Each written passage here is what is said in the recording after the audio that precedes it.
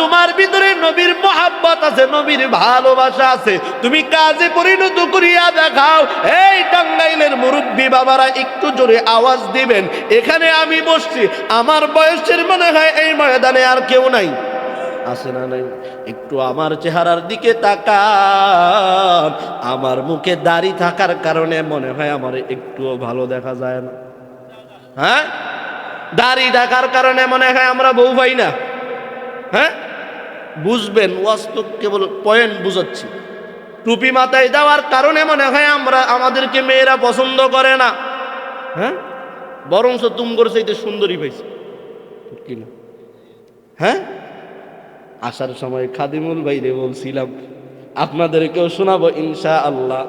তবে যুবক, তুমি যদি বলো তোমার ভিতরে নবীর মহাব্বত আছে, নবীর প্রতি ভালোবাসা আছে, একটু আমার দিকে তাকাও, দেখো তো আমার চুলের দিকে তাকাও, তোমার চুলের দিকে তাকাও। আমি চুলগুলো এরকম ভাবে কাটার কারণে মনে হয় আমারে খুব খারাপ দেখা যায়।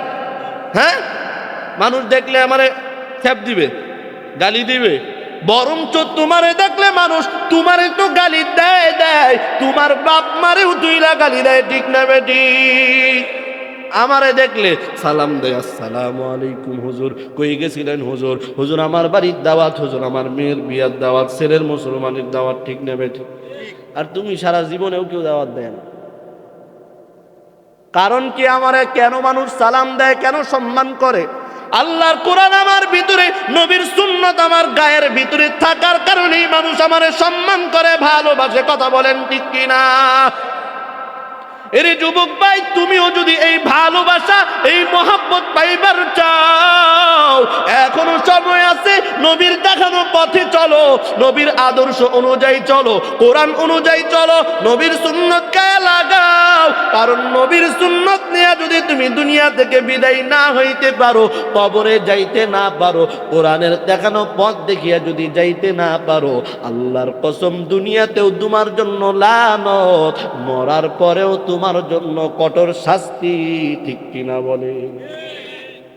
এরে আব্বা জানেরা আমার, ও যুবক গো, একটু ভালো করিয়া শুনবা। ও পর্দারানির মা, তুমিও একজন মা, আমার মাও একজন মা।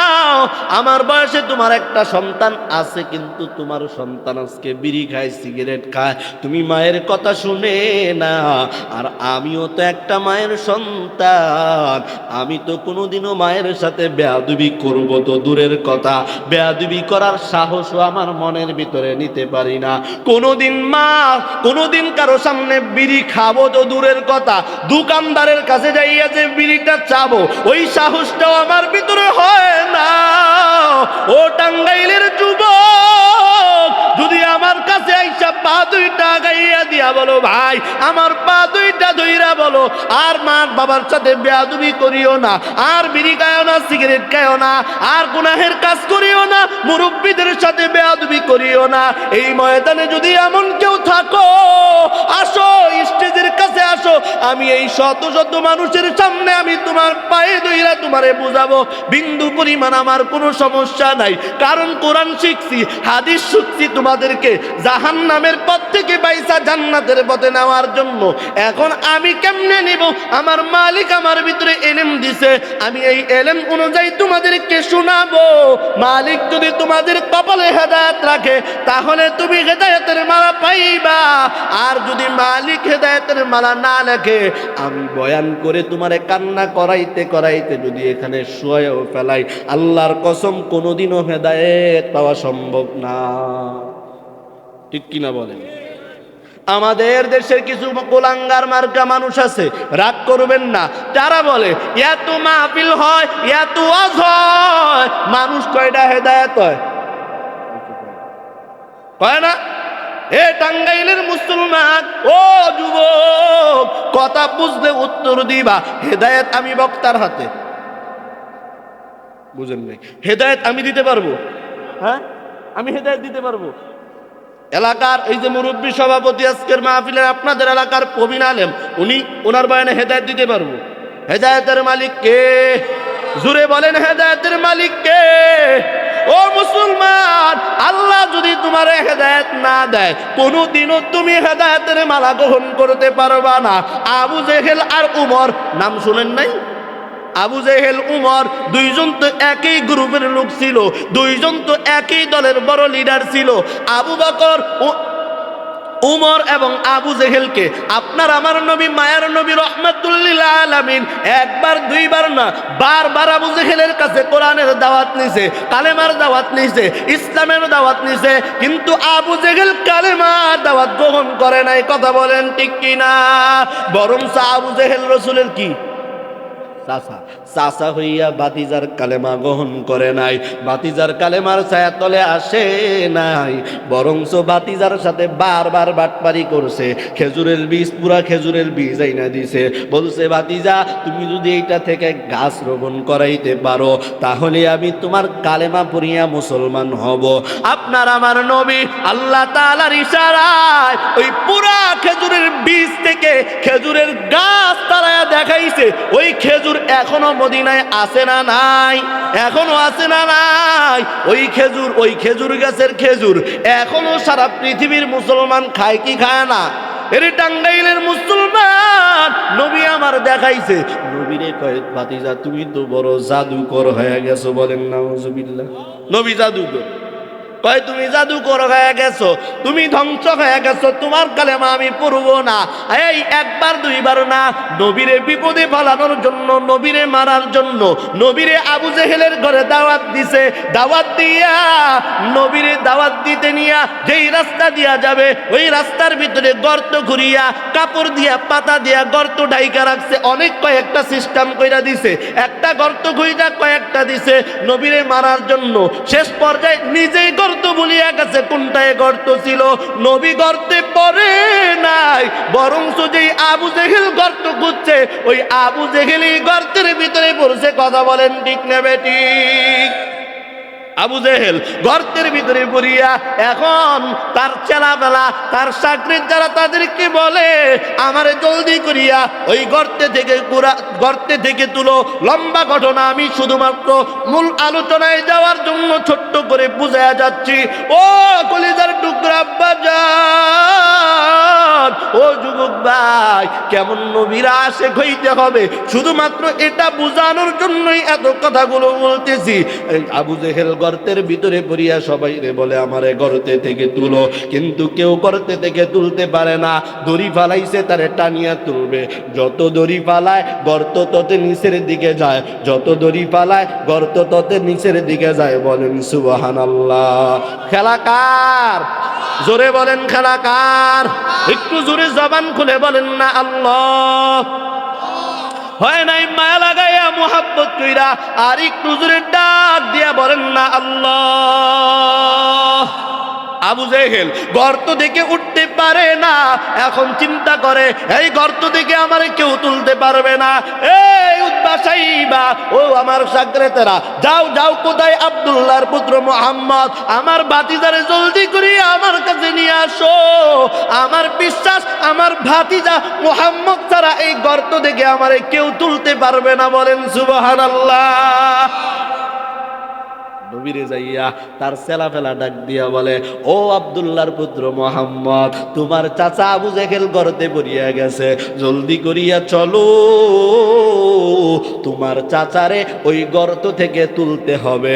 নবী আমার দয়ার সাগর, নবী আমার দয়ার মায়ার সাগর, নবীর ভিতরে দয়া মায়া দিয়া ভরা। এরে কলিজার টুকরা আব্বাজানেরা আমার, কেমন দয়ার নবী। ছোট্ট একটা আরেকটা ঘটনা মনে পড়ছে, বলবো? লম্বা ঘটনা ছোট্ট করে বলি। নবী আমার একদিন পাহাড়ি পথ দিয়া, জঙ্গলের পথ দিয়া হাঁটতেছে, হঠাৎ করে তাকাইয়া দেখে জঙ্গলার একটা গাছের ভিতরে একটা হরিণী বাঁধা, মা হরিণী। নবী আমার রাস্তা দিয়া যায়, আপনি আমি কেমন মানুষ, আপনি আমি কেমন উম্মত হইলাম, এখনো নবীরে চিনতে পারলাম না।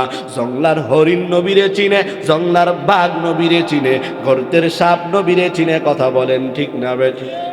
নবী আমার রাস্তা দিয়া যায়, গাছের ভিতরে বাঁধা হরিণী নবীরে ডাক দিয়া বলে, ও মায়ার নবী আমার, এই যে আপনি রাস্তা দিয়া যান, তাকাইয়া দেখেন এই এলাকার একটা ইহুদি আমারে জবাই করে খাওয়ার জন্য আমারে এই গাছের ভিতরে আটকায়া রাখছে। ও নবী আমার, তাতে আমার কোনো কষ্ট নাই, তাতে আমার কোনো দুঃখ নাই। ও নবী আমার, আপনার কাছে আমার একটা আরজি, আমি জানি আপনি আখিরি নবী, শেষ নবী, নবী রহমাতুল লিল আলামিন। ও নবী আমার, এই যে আমার দিকে তাকাইয়া দেখেন, আমি একটা মা, আমি আমার বাসার ভিতরে, আমি আমার স্থানের ভিতরে আমার দুইটা বাচ্চা রেখে আসছি। ও নবী আমার ছোট্ট হরিণী সানা, আমার বাচ্চা দুইটা এখনো আমার দুধ পান করে, এখনো কচি ঘাস খাইতে পারে না। ও নবী আমার, এই ইহুদি আমারে আটকায় ফেলছে, আমি খাবার খাইতে আসছিলাম। ও নবী, আমার ঘরের ভিতরে আমার বাচ্চা দুইটা ক্ষুধায় কাতরায়। ও নবী আমার, একটু যদি আপনি আমার এখান থেকে ছাড়ার ব্যবস্থা করিয়া দিতেন। ও নবী, ও মুসলমান, লম্বা কথা ছোট্ট করে আপনাদেরকে শোনাই। হরিণী নবীরে ডাক দিয়া বলে, ও নবী আমার, আপনি আমার একটু সময় দেন। আপনি যেই সময় দিবেন, আমি একটু আমার বাচ্চাদের কাছে যাইয়া আমার বাচ্চাদেরকে একটু দেখিয়া তাদেরকে দুধ পান করায়া তাদের কাছ থেকে আমি বিদায় নিয়ে আসব। ও নবী আমার, একটু আমারে ছুটি দিয়া দেন।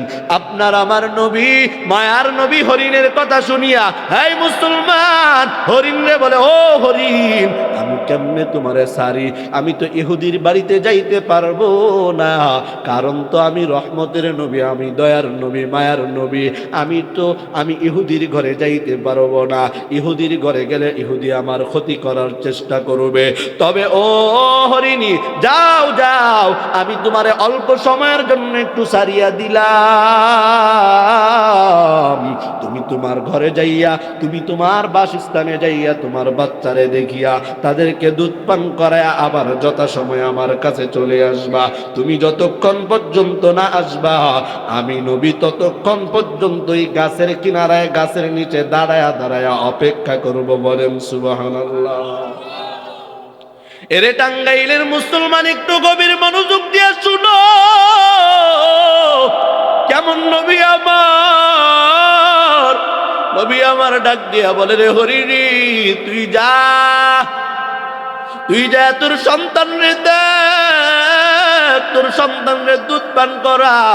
ততক্ষণ পর্যন্ত আমি নবী তোর জন্য অপেক্ষা করতে আসি। তুই যতক্ষণ পর্যন্ত না আসবি আমি অপেক্ষা করব। আর হরিণ, তুই যদি দেরি করিয়া ফেলাও, তুই যদি না আসো, ইহুদি কিন্তু আমি নবীরে জবাই করিয়া ফেলবে। হরিণী দুই চোখের পানি সারিয়া নবীরে বলে, নবী আমার, আমি যথাসময়ে আমি আপনার কাছে চলিয়ে আসবো। এই কথা বলিয়া, লম্বা ঘটনা ছোট্ট করিয়া বলি, হরিণী চলিয়া গেল তার ঘরের দিকে, তার বাসার দিকে। হরিণী দৌড়াইয়া দৌড়াইয়া যায়, যাইয়া তার ছোট্ট ছোট্ট বাচ্চা দুইটারে ডাক দিয়া বলে, ও সন্তানেরা, জলদি করিয়া শেষবারের মতো মারে মা বইলা ডাইকানে, শেষবারের মতো আমি মারে দেইখানে, শেষবারের মতো আমি মায়ের দুধ পান করিয়া নে।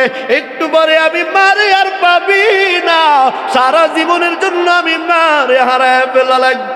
হরিণী চোখের পানি সারিয়া কান্দে আর বাচ্চাদেরকে বলে, বাচ্চারা ডাক দিয়া বলে, মা কেন হঠাৎ করিয়া এই কথা বলতেছো? হরিণী ডাক দিয়া বলে, ও আমার বাচ্চারা, ও আমার সন্তানেরা, আমারে আজকে একটা ইহুদি আটকায়া ফেলছিল, আমারে আটকাইয়া আমারে জবাই করার জন্য রাখছিল। বাচ্চা ডাক দিয়া বলে, মা ওইখান থেকে কেমনে তুমি ছুটে আসলা? ডাক দিয়া বলে, ও বাচ্চা আমার, আমি কেমনে ছুটিয়ে আসছি? আমাদের নবী, আখিরি নবী মুহাম্মদুর রাসূলুল্লাহ, যিনি শুধু মাখলুকের, যিনি শুধু মানুষের নবী না, যিনি আসমান জমিনের নবী, যিনি সমস্ত কিছু পাহাড় পর্বত নদী নালা খাল বিল পশু পাখি সমস্ত কিছুর নবী, ওই মায়ার নবী রহমাতুল লিল আলামিন ওই পথ দিয়া যাইতেছিল। নবী আমার দয়া করে মায়া করে আমারে একটু সময় দিছে, জলদি করিয়া আয়, আমি মায়ের দুধ পান করিয়া নাও। বাচ্চা দুইটা চোখের পানি ছেড়ে কান্না করে আর ডাক দিয়া বলে, মা আর কোনোদিন তোমারে দেখতে পারবো না, আর কোনোদিন তোমার দুধ পান করতে পারবো না, আর আজকেও তোমার দুধ পান করতে চাই না। ও মা বলো বলো কোথায় আমার নবী, যেই নবী আমাদের সাথে দেখা করার জন্য, আমাদেরকে দুধ পান করার জন্য নিজে জিম্মি হইয়া তোমারে ছাড়িয়া দিল, একটু নিয়ে চলো, আর একটা মুহূর্ত দেরি করবা না। তোমার যদি দাইতে দেরি হয়, ওই ইহুদির বাচ্চা আমার নবীর জবাই করিয়া ফেলবে। মা জলদি করিয়া চলো, আমরা আমার নবীর চেহারাটা একটু দেখবার চাই। বলেন সুবহানাল্লাহ, আরেকবার বলেন না সুবহানাল্লাহ। ওই দিক দিয়া ইহুদি চলিয়ে আসছে ওই হরিণী জবাই করার জন্য। আসিয়া তাকাইয়া দেখে গাছের গোড়ায় হরিণী বাঁধা নাই। তাকাইয়া দেখে আপনার আমার নবী মুহাম্মদুর রাসূলুল্লাহ সাল্লাল্লাহু আলাইহি ওয়াসাল্লাম গাছের গোড়ায় দাঁড়ানো। ইহুদি ডাক দিয়া বলে, এই আব্দুল্লাহর পুত্র মুহাম্মদ, তুমি এই গাছের গোড়ায় দাঁড়াইয়া আছো, বলো বলো এখানে যে একটা হরিণী বাঁধা ছিল, ওই হরিণীটা কোথায়? নবী আমার ডাক দিয়া বলে, ও ইহুদি ভাই, এই হরিণীটা এখানেই ছিল, আমি একটু হরিণীটা ছাড়িয়া দিছি। বলে কি বলো, তুমি কেন আমার হরিণী ছাড়লা? বলে ও ভাই একটু অপেক্ষা করো, একটু অপেক্ষা করো, হরিণীটা তোমার কাছে চলিয়ে আসবে। ইহুদি ডাক দিয়া বলে, তুমি কি পাগল হয়ে গেছো নি? তোমার মাথা কি খারাপ? একটা প্রাণীর, একটা পশুরে তুমি ছাড়িয়া দিছে, এই পশুকে আবার তোমার কাছে ধরা দিবে? কি আপনাদের এলাকার কোনো পশুরে যদি ছাইরা দেন, এটা কি এরপরে আরো এত সহজে ধরা সম্ভব? জীবনে করে যাইছে আপনার হাতে ধরা দিবে? ইহুদিরা রাগ হয়ে গেছে, তোমার আজকে বাঁচন নাই, আজকে তোমার অবস্থা খারাপ। নবী আমার ইহুদির ডাক দিয়া বলে, ও ইহুদি ভাই একটু সময় অপেক্ষা করো, যদি হরিণীটা না আসে, ওই হরিণীর বদৌলতে আমি নবীর জবাই করে দিই। নবী আমার ইহুদি নবীর কথা শুনিয়া বলে, ঠিক আছে, আমি অল্প সময়ের জন্য অপেক্ষা করলাম। ও টাঙ্গাইলের মুসলমান একটু ভালো করিয়া শুনবেন, আপনার আমার নবী কত দয়ার নবী, মায়ার নবী। অপেক্ষা করতেছি, ইহুদি আর নবী গাছের গোড়ায় দাঁড়াইয়া আছে। হঠাৎ করে কিছু সময় যাওয়ার পর, লম্বা ঘটনা সংক্ষিপ্ত করে বলি, দৌড়াইয়া একটা হরিণী আসতেছে, সাথে দুইটা ছোট্ট ছোট্ট বাচ্চা। বলেন না আল্লাহু আকবার, একবার বলেন না সুবহানাল্লাহ। নবী আমার ইহুদির ডাক দিয়া বলে, ও ইহুদি ভাই, এই যে তাকাইয়া দেখো, এই যে হরিণীটা তুমি গাছের গোড়ায় বাঁধিয়া রাখছিলা, এই হরিণীটা চলিয়ে আসছে, একটু তাকাইয়া দেখো, এই হরিণীটাকেই তোমার হরিণী। ইহুদি ডাক দিয়া বলে, হ্যাঁ এটাই তো আমি ধরেছিলাম, এটাই তো আমি এখানে বেঁধে রাখছিলাম। হরিণীটা আইসা, হরিণীর বাচ্চা আইসা নবীর সামনে আইসা দুইটা চোখের পানি সারে। ওই দিকটা ইহুদির চোখ দিয়া পানি পড়ে। লম্বা ঘটনা, এখানে অনেক কথা ছিল, বলার সুযোগ নাই, একটু ভালো করিয়া বুঝবেন। ইহুদি কাণ্ড দেখিয়া ওই হরিণী ডাক দিয়া বলে, নবী আমার, আমি কি দেরি করিয়া ফেললাম নি? ও নবী বেয়াদবি মাফ করবেন। ইহুদিরে বলেন আমারে জবাই করতে। বাচ্চা দুইটা ডাক দিয়া বলে, ও নবী আমার, শুধু আমার মারে না, এই ইহুদিরে বলেন আমাদের দুইজনকেও জবাই করিয়া ফেলতে। ইহুদি এই কথা শুনিয়া নবীরে ডাক দিয়া বলে, ও আব্দুল্লাহর পুত্র মুহাম্মদ, আর দেরি করিও না, আর দেরি করিও না, জলদি করিয়া আমি ইহুদির কালেমা পড়ায়া মুসলমান বানায়া দাও। বলেন না সুবহানাল্লাহ। এর আপনার আমার নবী কত দয়ার নবী, মায়ার নবী। একটা হরিণী, মা হরিণী সন্তানরে কত ভালোবাসে। ও বাবা, তোমরা বুঝবা না, পর্দার আড়ালের মা যারা আছে তারাই বুঝবে একটা বাচ্চা প্রসব করা কতটা কষ্ট, কিনা বলেন? নবী আমার মা হরিণীরে ছাড়িয়ে দিছে, বিশ্বাস কারো, কারণ জানে এই পশু আমি নবীর সাথে কোনোদিনও বেঈমানি করবে না, ঠিক কিনা বলে? এরে টাঙ্গাইলের মুসলমান একটা পশু হইয়া নবীরে চিনল, কিন্তু তুমি আমি এখনো পর্যন্ত নবীরে চিনতে পারলাম না। কেমন কপাল পুরা মুসলমান। এখন আসেন যে এই কথাটা বলতেছিলাম, হেদায়েতের মালিক কে? জোরে বলেন, হেদায়েতের মালিক কে? আবু জেহেল গর্তে পড়া, তার সাঙ্গ পাঙ্গরা বলে, ও আব্দুল্লাহর পুত্র, জলদি করিয়া চলো, তোমার চাচা আবু জেহেলরে গর্তে থেকে তুলতে হবে।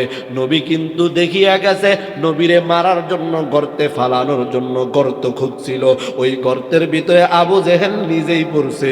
নবী এটা জানার পরও, এটা শোনার পরও, বুঝার পরও নবী আর দেরি করলো না, জলদি করিয়া চলিয়ে আসতে আইসা আবু জেহেলরে ডাক দিয়ে, আমার এই গর্তে আপনি পড়িয়া গেছেন, আমি এই গর্তে থেকে আপনারে তুলব, তবে যদি আপনি আমার সাথে একটা বারের জন্য আল্লাহর প্রতি ঈমান আইনা বিশ্বাস কইরা কালেমা পড়েন, লা ইলাহা ইল্লাল্লাহু মুহাম্মাদুর রাসূলুল্লাহ, বলেন সাল্লাল্লাহু আলাইহি ওয়াসাল্লাম।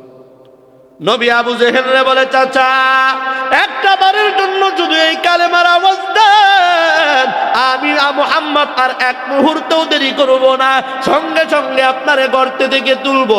আবু জেহেল ডাক দিয়া বলে, ভাতিজা, ও আব্দুল্লাহর পুত্র মুহাম্মদ, আমি তোমারে কথা দিলাম, তুমি এই গর্ত থেকে আমারে তুলো, তুমি আমারে গর্ত থেকে তোলার সঙ্গে সঙ্গে আমি আবু জেহেল তোমার হাতে হাত রাইখা কালেমা পড়ে মুসলমান হব।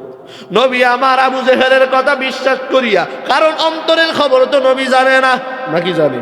গায়বের খবর নবী জানে? জানে? নবী অন্তরের খবর জানে, গায়বের খবর জানে? জানে না। কিন্তু আমাদের বাংলাদেশে এমনও কিছু দয়াল বাবা আছে, এমনও কিছু বীর বাবা আছে যারা গায়বের খবর জানে। আছে টাঙ্গাইলে? বলেন নাউজুবিল্লাহ। এগুলা পীর না, এগুলা পিশাচ, কিশাস। এগুলা উম্মতদেরকে, মুসলমানদেরকে বিভ্রান্ত করার জন্য, মুসলমানদের ঈমান নষ্ট করার জন্য এগুলো এই ইহুদিদের কাজ। এই পীর একটাও ভালো না, এগুলো সব ভণ্ড, বাটপার, প্রতারক। কথা বলেন ঠিক না বেঠিক? কেমন পীর একটু বলবো? হ্যাঁ, শুনবেন? অনেক সময় যে চলে যাবে, থাকবেন। এই যে উডাউডি করতেছেন, যে উডাউডি করলে তো দোয়া করে দিব ইনশাআল্লাহ। সেক্রেটারি করে দেখছেন, সভাপতি সাহেব আব্বা বুড়ে মুরব্বী হইলে কি হইব, হুজুর আপনি করেন, কেডা উঠে দেখবো। এইরকম সভাপতি প্রত্যেকটা মাহফিলে দরকার আছে না নাই? প্রত্যেকটা মাহফিলে, এটা আমার পক্ষ থেকে কোনো, এটা জানি না আপনারা রাগ করে, আমি মনে করি প্রত্যেকটা মাহফিলে একজন আলেম সভাপতি থাকা দরকার, ঠিক কিনা বলেন? বলতেছিলাম পীর, ছোট্ট করে বলি, একজন পীর সাহেবের একজন মুরিদ খুবই অন্ধভক্ত। আমাদেরও কিছু লোক আছে, কিছু মোহব্বতের লোক আছে, এমন অন্ধভক্ত, হুজুর আপনি কি চাইবেন, যা চাইবেন তাই দিব। আছে না নাই? এরকম কিছু অন্ধভক্ত আছে।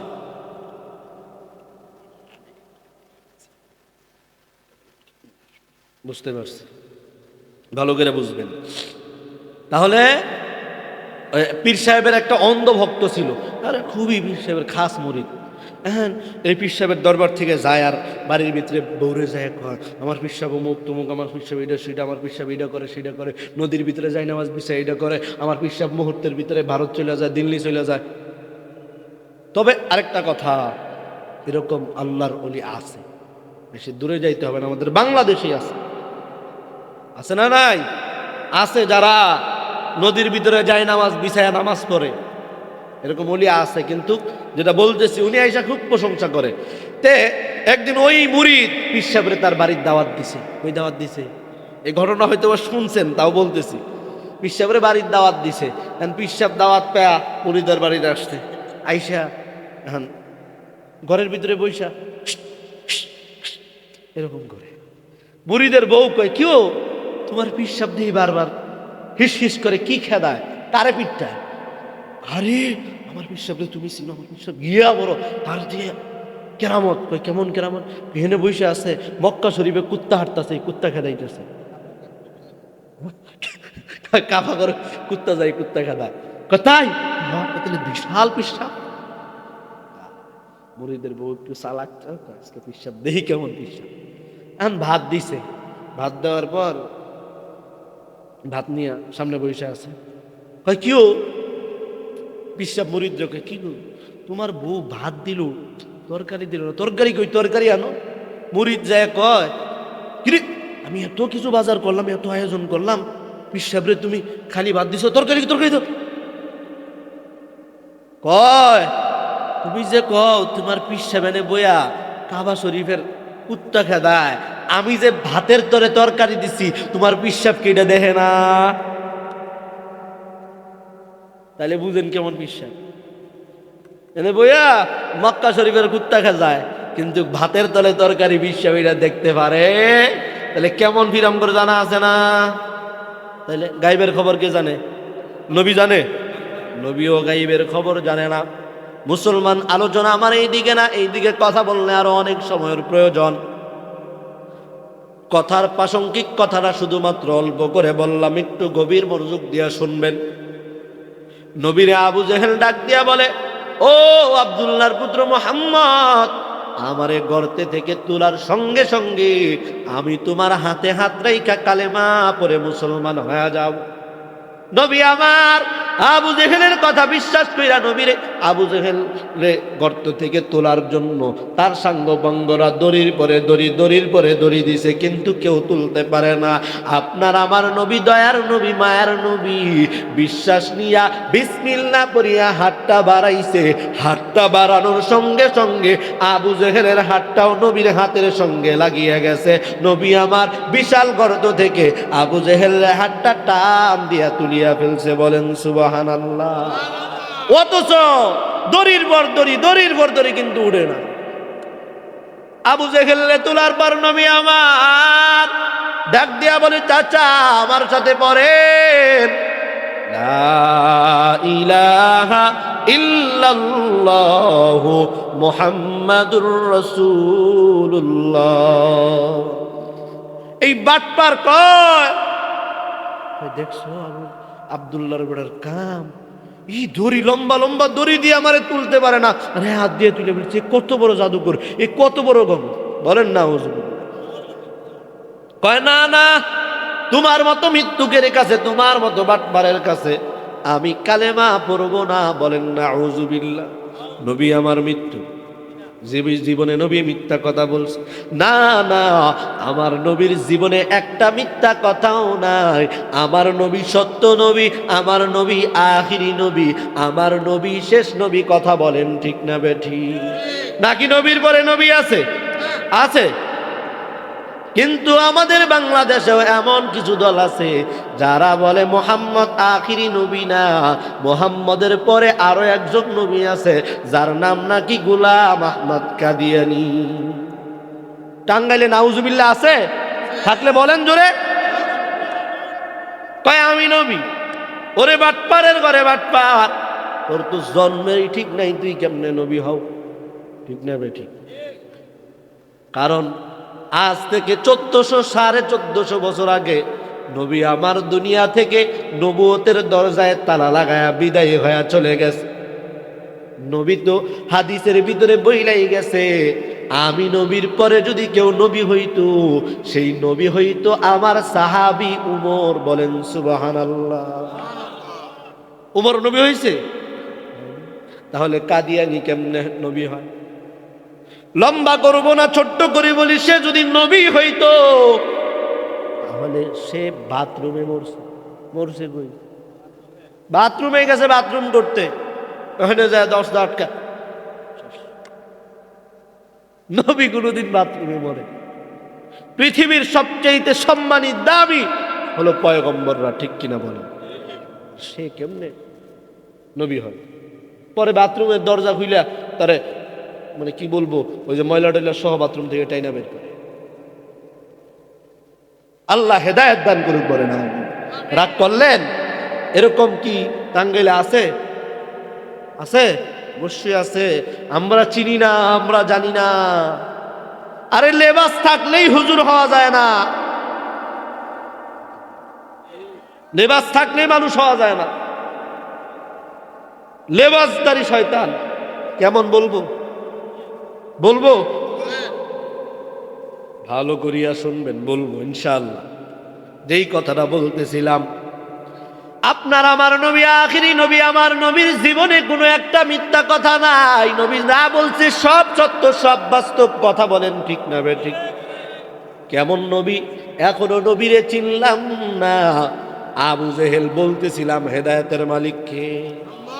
আবু জেহেল একবার দুইবার না, বারবার নবী আমার কালেমার দাওয়াত দিছে, হেদায়েতের দাওয়াত দিছে, কিন্তু আবু জেহেল নবীর দাওয়াত গ্রহণ করে নাই। আর উমরও ছিল তার দলের লোক, বেঈমানের ঘরের বেঈমান, কাফেরের ঘরের কাফের। ওই উমর নবীরে আটকানোর জন্য, নবীরে থামানোর জন্য, নবীরে মারার জন্য মক্কার শীর্ষ পর্যায়ের কাফেররা একটা জরুরি বৈঠক ডাকিয়া নিছে। ডাকিয়া ডাক দিয়া কয়, ওরে মক্কার কাফের বেঈমানরা, আজকে তোমাদেরকে ডাকছি, এখানে যারা আসো তাদের ভিতরে এমন কেউ কি আসো যে আব্দুল্লাহর পুত্র মুহাম্মদের কাল্লা কাটিয়া আনতে পারবা? বলেন না। মক্কার কাফের বেঈমানরা বলে, এখানে কি কেউ আছে আব্দুল্লাহর পুত্র মুহাম্মদের কাল্লাটা কাটিয়ে আনবা? তার জন্য বিশাল পুরস্কার, মক্কার সবচেয়ে দামি পুরস্কারটা তোমারে দেওয়া হবে। ওই সময় খলিফাতুল মুসলিমিন, নবীর দ্বিতীয় সাহাবী ওমর ছিল কাফেরদের দলের। ওমর লম্বা মানুষ, দাঁড়াইয়া খোলা তরবারি নিয়ে ডাক দিয়া বলে, ও লিডার, আমি আসি, আমি উমর পারবো আব্দুল্লাহর পুত্র মুহাম্মদের কাল্লা কাটিয়ে আনতে। বলেন নাউযুবিল্লাহ। মক্কার কাফের বেঈমানরা ডাক দিয়া বলে, সাউন্ড কমিয়ে গেল কেন? মাইগুলা কই? মক্কার কাফের বেঈমানরা বলে, যাও ও উমর, খাত্তাবের বেটা উমর, যাও যাও, আব্দুল্লাহর পুত্র মুহাম্মদের কাল্লাটা নিয়ে আস। খলিফাতুল মুসলিমিন হযরত উমর পুরস্কারের কথা শুনিয়া খোলা তরবারি নিয়া নবীর দরবারে মসজিদে নববীর ভিতরে, মসজিদে নববীর দিকে যাচ্ছে। বুক ফুলাইয়া তরবারিটা হাতের ভিতরে নিয়ে যাচ্ছে মদিনার পথে, মসজিদে নববীর পথে। ওই দিক দিয়া রাস্তার মানুষরা ডাক দিয়া বলে, ও ভাই, তুমি কোথায় যাচ্ছ? তুমি কোথায় যাচ্ছ? ওমর ডাক দিয়া বলে, আমি যাচ্ছি আজকে আব্দুল্লাহর পুত্র মুহাম্মদের গলা কাটার জন্য, কাল্লা নামায় আনার জন্য। এখানে লম্বা ঘটনা। ওই রাস্তার মানুষ ডাক দিয়া বলে, ও উমর, তুমি যে মুহাম্মদের গলা কাটার জন্য যাচ্ছ, মুহাম্মদের গলা কাট আগে না কাটিয়া আগে তোমার ঘরে যাও। তোমার ঘরে যাইয়া দেখো তোমার বোন, তোমার ভগ্নিপতি আব্দুল্লাহর পুত্র মুহাম্মদের কালেমার মালা গ্রহণ কইরা, হেদায়েতের মালা নিয়া কোরআনের দাওয়াত শুরু কইরা দিছে। বলেন সুবহানাল্লাহ। মুসলমান ভালো করিয়া শুনবা, লম্বা ঘটনা। ওই দিক দিয়া উমর নবীর দরবারে না যাইয়া বোনের ঘরে যাইয়া ভগ্নিপতির দুইরা পিটাইছে, রক্তাক্ত করছে।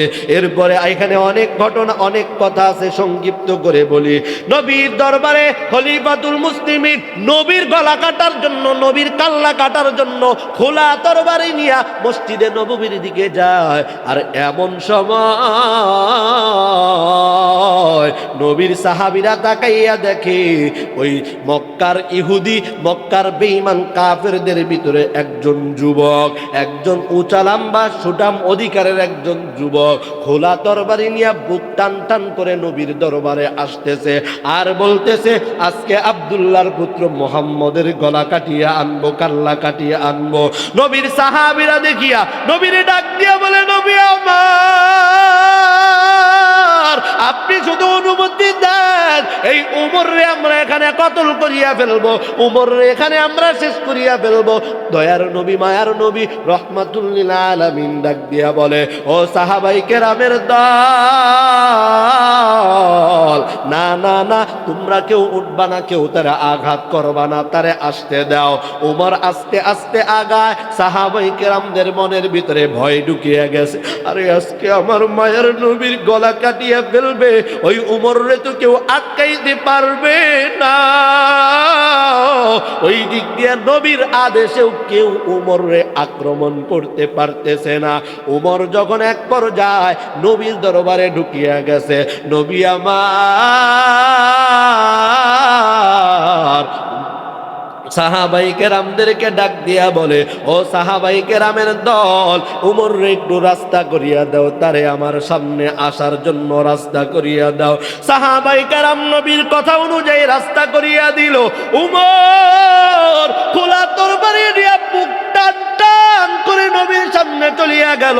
নবীর সামনে যাইয়া ভগ্নিপতিরে বিটায় আসছে, এটাও নবীর কাছে আরজ করিয়া নবীর সামনে খোলা তরবারি ফালাইয়া নবীর মায়াবী চেহারা দেখা খোলা তরবারি রাইখা দুই চোখের পানি সারিয়া কান্দে আর নবীরে ডাক দিয়া বলে, নবী আমার, আর একটা মুহূর্ত দেরি করবেন না, আমি উমরে এখনই কালেমা পড়াইয়া আপনার দলে নিয়ে নেন। বলেন সুবহানাল্লাহ।